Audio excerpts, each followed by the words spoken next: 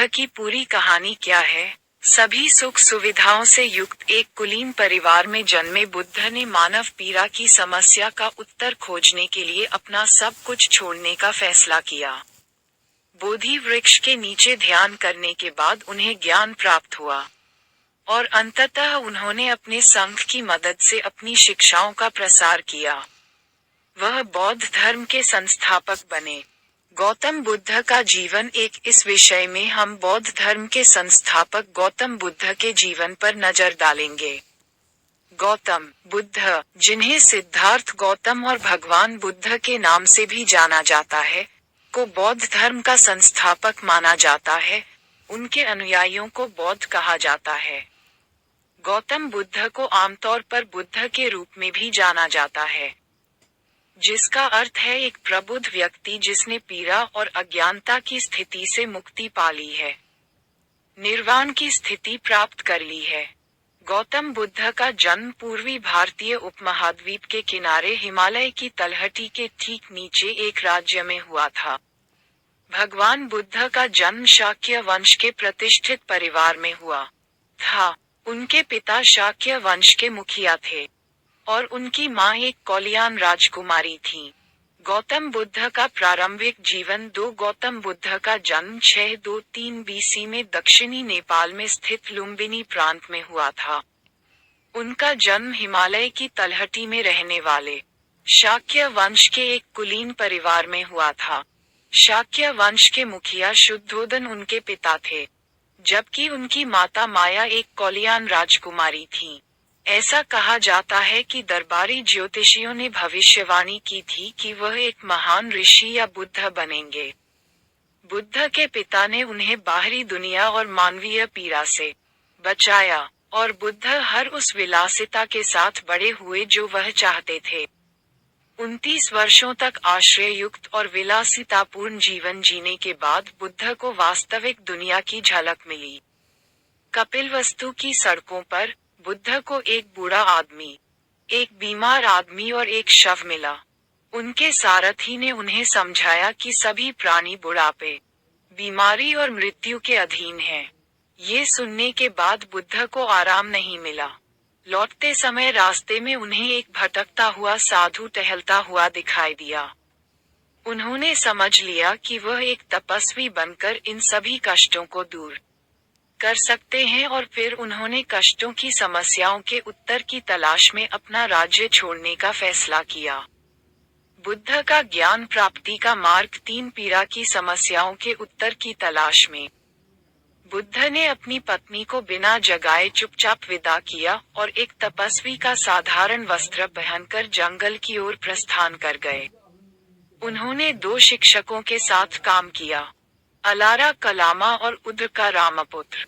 ALARA कलामा से उन्होंने सीखा कि अपने दिमाग को शून्यता के क्षेत्र में प्रवेश करने के लिए कैसे प्रशिक्षित किया जाए। उद्रका रामपुत्र ने उन्हें सिखाया कि मन के एकाग्रता क्षेत्र में कैसे प्रवेश किया जाए, जो न तो चेतना है और न ही बेहोशी। आखिरकार बुद्ध ने मुक्ति की तलाश में अपने दोनों शिक्षकों को छोड़ दिया।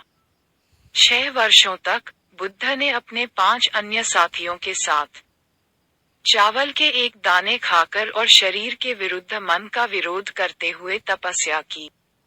बुद्ध द्वारा तपस्या त्यागने का निर्णय लेने के बाद उनके 5 साथियों ने उन्हें छोड़ दिया। एक गांव में बुद्ध को सुजाता नाम की एक महिला ने दूध की एक डिस्क और शहद के कई बर्तन भेंट किए थे।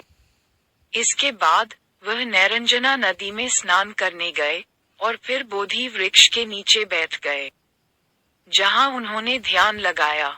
7 दिनों के बाद वह मानवीय पीड़ा की जंजीरों से मुक्त हो गए और प्रबुद्ध व्यक्ति बुद्ध बन गए। संघ का गठन 4 ज्ञान प्राप्ति के बाद। बुद्ध अपनी प्राप्ति के बारे में लोगों से बात करने में झिझकते थे। उनका मानना था कि अधिकांश लोगों के लिए इसे समझना बहुत कठिन होगा। लेकिन ऐसा कहा जाता है कि भगवान ब्रह्मा ने उन्हें अपना निर्णय बदल दिया। बुद्ध अपने शिक्षकों अलारा कलामा और उद्रका रामपुत्र को खोजने के लिए वापस गए, लेकिन उनकी मृत्यु हो चुकी थी। फिर वह अपने 5 साथियों को खोजने गया जो उसे छोड़ गए थे। बुद्ध ने वाराणसी के पास स्थित डियर पार्क, सारनाथ में अपने 5 साथियों से मुलाकात की और उन्हें अपने जागरण के बारे में आश्वस्त किया। ये पहली बार था जब बुद्ध ने धर्मचक्र चलाया। 5 साथी प्रथम संघ बन गए, पुरुषों का एक समुदाय, और बाद में महिलाएं भी, जिन्होंने बुद्ध की शिक्षाओं का पालन किया। उन्होंने पूर्वोत्तर भारत में छोटे समूहों में यात्रा की, धर्म की व्याख्या की और भोजन के लिए भीख मांगते हुए ध्यान का अभ्यास किया। संघ का विकास। 5 बुद्ध 49 वर्षों तक भारत के गांवों और कस्बों में घूमते रहे और धर्म का प्रचार करते रहे। कई राजा उन्हें जानते थे और उन्होंने संघ के विश्राम स्थलों के लिए बगीचे और पार्क दान किए, जहां लोग उनके पास आते थे। बुद्ध ने संघ के लिए नियमों का एक सेट विकसित किया, जो प्रतिमोक्ष नामक विभिन्न ग्रंथों में संरक्षित है। इन ग्रंथों का पाठ हर 2 सप्ताह में संघ द्वारा किया जाता था। गौतम बुद्ध के अंतिम दिन। 6 बुद्ध की मृत्यु 80 वर्ष की आयु में सुअर का मांस या मशरूम खाने के बाद हुई। उनकी मृत्यु शैया पर एकत्रित भिक्षुओं ने उन्हें यह एहसास कराया कि सब कुछ क्षणभंगुर है। उन्होंने उनसे स्वयं और धर्म की शरण लेने को कहा। उनकी मृत्यु के कुछ शताब्दियों के बाद बुद्ध को भगवान बुद्ध की उपाधि दी गई। निष्कर्ष। 7 सभी सुख सुविधाओं से युक्त एक कुलीन परिवार में जन्मे बुद्ध ने मानव पीड़ा की समस्या का उत्तर खोजने के लिए अपना सब कुछ छोड़ने का फैसला किया। बोधि वृक्ष के नीचे ध्यान करने के बाद उन्हें ज्ञान प्राप्त हुआ और अंततः उन्होंने अपने संघ की मदद से अपनी शिक्षाओं का प्रसार किया। वह बौद्ध धर्म के संस्थापक बने। बुद्ध की मृत्यु का वर्ष अभी भी अनिश्चित है।